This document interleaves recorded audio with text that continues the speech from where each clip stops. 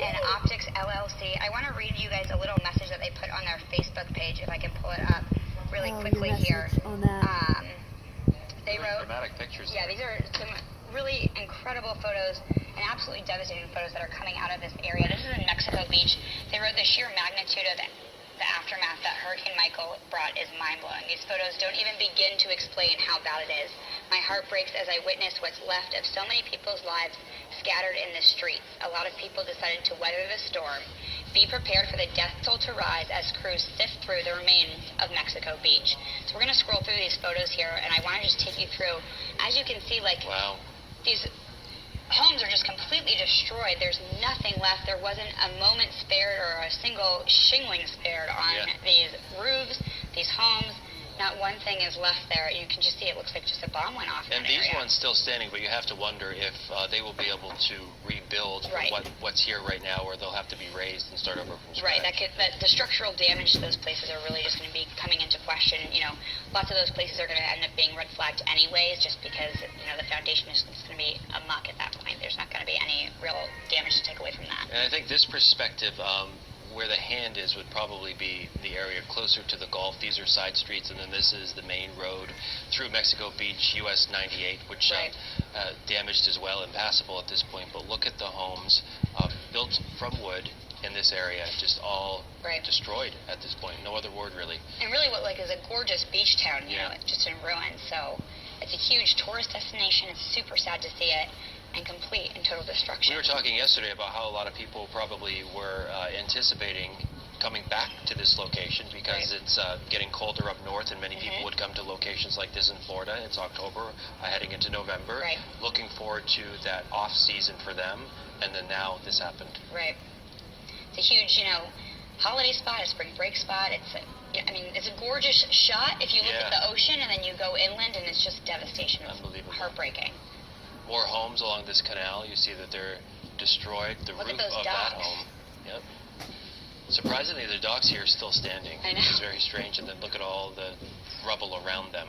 A boat, likely tossed over there, maybe by the storm surge, and there's a vehicle there. Right.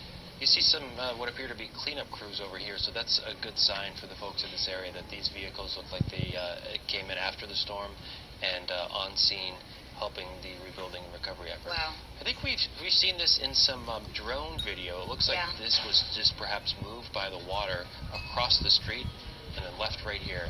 And there's a person, it appears, on that balcony looking down. It's awful. I wonder how that person is even on that balcony. Yeah, very strange. Some more pictures from Mexico Beach. As you can see, those cars are trying to pass on that, upper deck right now, and lots of these roads are going to be impassable at this time, but we're definitely keeping up to date on that traffic as well, and we can give you guys a little bit more of a look at that as the show goes on, and we can kind of check out what's up with those roads. I can definitely pull up some traffic cameras as the day goes on and take a look and a more in-depth look and see how those roads are faring right now. What appear to be some beach homes or condos in the back. There's 1, 2, 3, and then it looks like these two just kind of fell off the pilings they were on.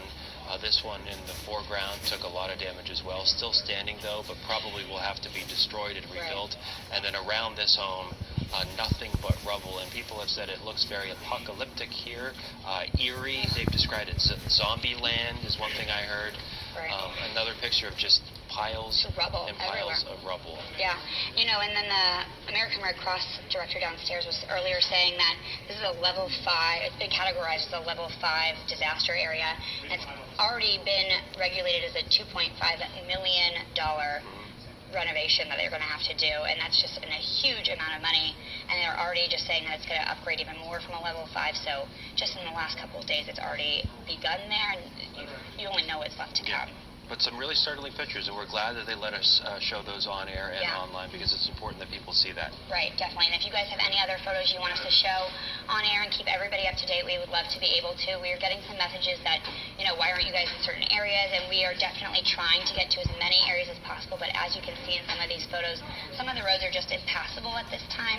So if you are in an area that you would like people to be aware about and know about, please let us know. Send in those photos or videos. We would be happy to share them with everybody. We want to keep everybody as up to date as possible on air and online on mypanhandle.com and on WFLA.com. Okay, we're going to turn now to Verizon, and of course the company having